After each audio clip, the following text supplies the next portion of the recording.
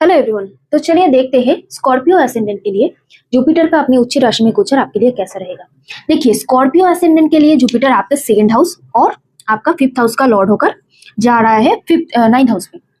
ठीक है, बहुत अच्छा टाइम है ये आपके लिए किसी भी काम को स्टार्ट करने का, क्योंकि नाइन्थ हाउस में बैठ के जुपिटर आपका भाग्य को इन्फ्लुएंस करेगा, एक्टिव भी करेगा, ये आप बोल सकते हैं। ठीक है, भाग्य के हाउस पे आपका जुपिटर एक्टिव हो रहा है, उच्च हो रहा है। यहाँ पे बैठ के जुपिटर आपको तीर्थ यात्रा भी करेगा या किसी तरह का आपका दूर जाने की यात्रा भी कराएगा।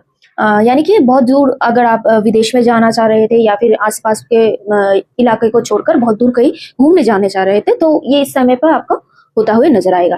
दूसरी बात, यहाँ पे बैठ के जुपिटर आपका लग्न को देखेगा, इसलिए आपका लक यहाँ पर बहुत अच्छे से काम करेगा, क्योंकि खुद नाइन्थ हाउस में बैठकर देख रहा है आपको लग्न को। लकी ये किसको बनाएगा? आपको बनाएगा। लग्न को देखकर आपका अगर कोई किसी तरह का हेल्थ इश्यूज चल रहा है तो उसे जुपिटर खत्म कर देगा। आपका थोड़ा बहुत मोटापा भी दे सकता है इस टाइम पे जुपिटर।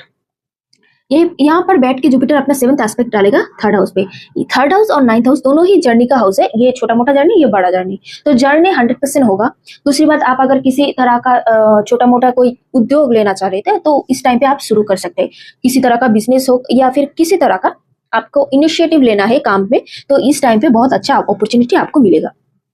जुपिटर नाइन्थ हाउस में बैठकर अपना 9th दृष्टि डाल रहा है फिफ्थ हाउस पे। जो लोग कंसीव करना चाह रहे थे, इस टाइम पे आपको मौका मिलेगा। दोनों प्लैनेट आपका फिफ्थ हाउस इन्फ्लुएंस कर रहा है। एक सैटर्न खुद बैठा है बहुत दिनों से, दूसरी बार जुपिटर भी बैठा है आपका नाइन्थ हाउस में, तो आपको चिल्ड्रन का सुख ये अवश्य देगा, बेबी होने का सुख अवश्य देगा।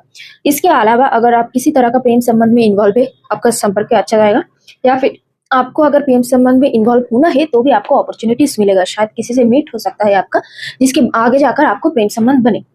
आप अगर किसी तरह का पुण्य अर्चा के काम पे निवेश होना चाह रहे थे तो ये बहुत ही अच्छा है आपके लिए, क्योंकि आपका फिफ्थ और नाइन्थ दोनों एक साथ एक्टिवेट हो रहा है और लग्न भी एक्टिवेट हो रहा है।